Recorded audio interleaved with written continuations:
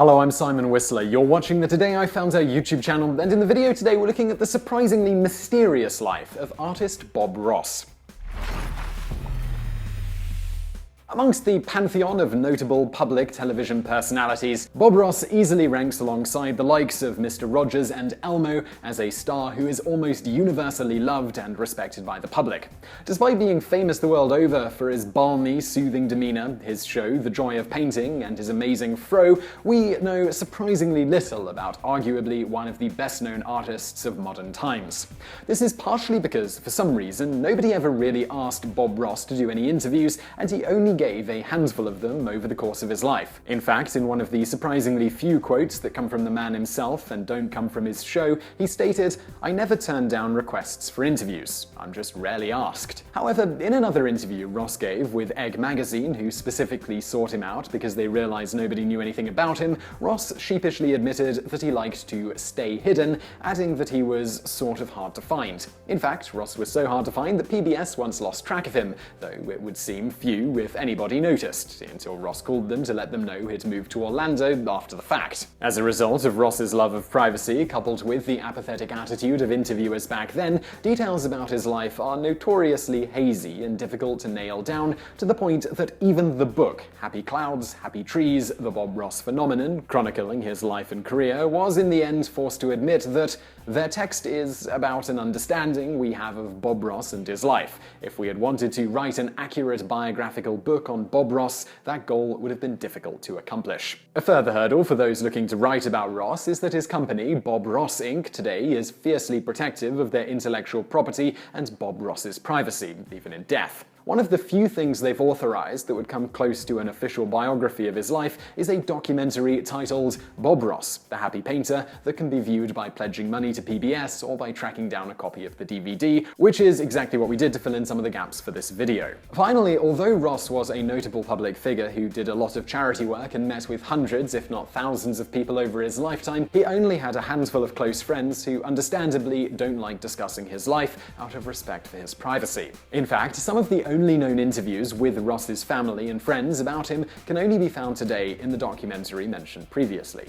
With that out of the way, let's talk about the little we do know definitively about Bob Ross's life and how he became the cultural icon that he is today.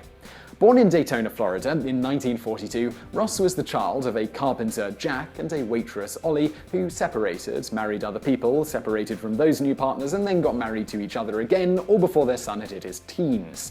As a child, Ross entertained himself by caring for injured animals, much to the chagrin of his parents, who soon became used to coming home to find an injured alligator in their bathtub or an armadillo running around Ross's room.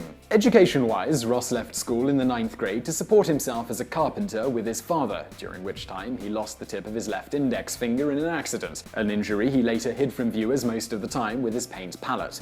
When he hit age 18, Ross joined the Air Force, which saw him relocated from Florida to Alaska. As far as we can tell, one of the few times Ross spoke openly about his time with the Air Force was in 1990, in a sit-down interview with the Orlando Sentinel, where he explained that he disliked the job because it forced him to be mean, noting that he was the guy who makes you scrub the latrine, the guy who makes you make your bed, the guy who screams at you for being late to work. In stark contrast to the quiet, reserved nature Ross displayed on his show, in the Air Force he developed a reputation as a bit of a ballbuster, earning him the nickname Bust 'em Up Bobby from his subordinates. During his 20-year tenure with the Air Force, Ross developed a taste for painting after attending an art class at the Anchorage USO Club. Luckily, he found himself to be a natural, as he frequently found himself at odds with painting instructors at the many art classes he attended. You see, most of them were more interested in abstract painting, which was in vogue at the time. In Ross's own words, they'd tell you what makes a tree, but they wouldn't tell you how to paint a tree. Eventually, Ross found inspiration after watching a show called The Magic of Oil Painting,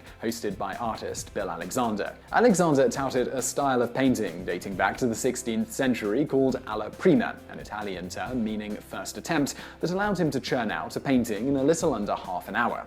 Alla prima is better known in the art world as wet on wet, because it literally involves applying many layers of wet paint to a single canvas to create an image. During a typical episode of The Magic of Oil Painting, Alexander would create a single painting, invariably a landscape of some sort, over the course of half an hour, while slowly walking viewers at home through the process. Ross would later use an almost identical format for his show, The Joy of Painting, which greatly annoyed Alexander. But we're getting ahead of ourselves. After observing Alexander's technique and learning to use it himself, Ross began earning extra money by painting and then selling Alaskan mountainsides painted on the inside of novelty gold pans. Before long, Ross became fairly famous with locals for his talents and would often give demonstrations to children and to the elderly. After a while, Ross began making more money from selling paintings and offering people art lessons than he was from his day job in the military. As a result, Ross left the Air Force after 2 decades of service, supposedly quipping that he would never yell or raise his voice again. After leaving the Air Force, Ross returned to Florida in the early 1980s, intent on seeking out Bill Alexander to learn the finer points of wet-on-wet painting.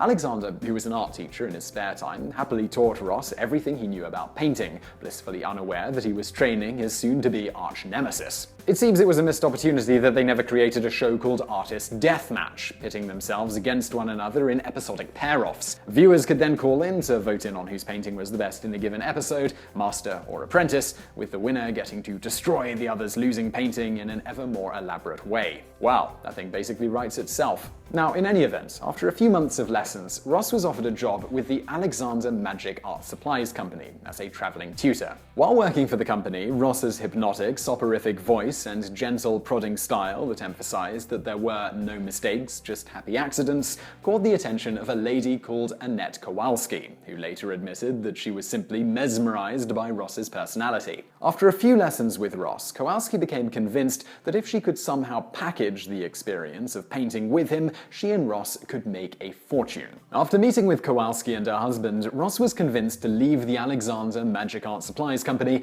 and set up his own teaching business. Kowalski was so sure of the success of this venture that she sunk her entire life savings into it. In its first year of operation, though, the business lost $20,000, which is about $45,000 today. Now with money tight, Ross made the bizarre decision to have his hair permed, exchanging the military crew cut he'd sported for 2 decades for his now iconic afro. Ross's reasoning was that if he permed his hair, he'd save money in the long run because he'd no longer need to pay to have his hair trimmed once a week. Ross kept the fro for the rest of his life, though he grew to dislike it in his later years. According to Kowalski, Ross's afro was such a radical departure from his previous look that many of his old Air Force buddies watching the show only knew for sure it was him because of the missing bit of his finger. Exactly how Ross went from perming his hair to save $5 to being on TV isn't clear, and there are 2 conflicting stories about how Ross came to the attention of PBS. The version recounted in the aforementioned PBS biopic of his life states that Ross films a commercial for the network with his former mentor, Bill Alexander, promoting his art classes, and this commercial just so happened to catch the eye of the right executive. Another otherwise reputable version of this story states that Kowalski filmed one of Ross's 30-minute lessons and sent it to the network, who liked it enough to greenlight a pilot. It's even possible that both of these things are true. Whatever the case, it would seem that Ross flawlessly executed on the so-called Steve Martin method to success. Be so good they can't ignore you. When the time came to film the first episode of The Joy of Painting, Ross made the conscious decision to speak as though he were talking to a singular viewer, giving the illusion that he was giving a private lesson. Although the set for The Joy of Painting was positively Spartan, a deliberate decision on Ross's behalf so as not to distract from the painting, a great deal of thought went into almost every aspect of the show. For example, Ross spent significant time picking out what clothes he'd wear on air because he didn't want any clothing that would date the episodes. As a result, Ross almost exclusively wore jeans and a casual shirt throughout the show's run, a look he felt would be current regardless of how many years later an individual episode was aired. Another, less noticeable thing Ross did was lightly sand his palette prior to filming so that it didn't reflect any of the lights in the studio. In the first few episodes, he actually opted for a translucent palette for the same reason. Although the official Bob Ross website claims that episodes of The Joy of Painting weren't rehearsed, this isn't exactly true, something that becomes immediately obvious when you realize that Ross began every episode by saying exactly which colors he was going to use. Ross actually painted 3 copies of almost every painting ever featured on the show. A first that was painted beforehand and used for reference while filming, a second that was painted during the show itself, and a third that was painted afterwards with a photographer, allowing them to get good shots for the many painting books Ross released and sold. Speaking of which, Ross was never actually paid for appearing in the show, and he never sold a single painting featured on it. The show was instead used as a vehicle to promote Ross's teaching business, interest in which exploded after the show first aired. Over time, the business expanded to include Bob Ross-branded brushes, paint, supplies, etc., all making Ross a millionaire. As for his paintings, with the exception of the ones he sold to tourists during his time in Alaska, Ross gave away virtually all of them made during the show's 403-episode run.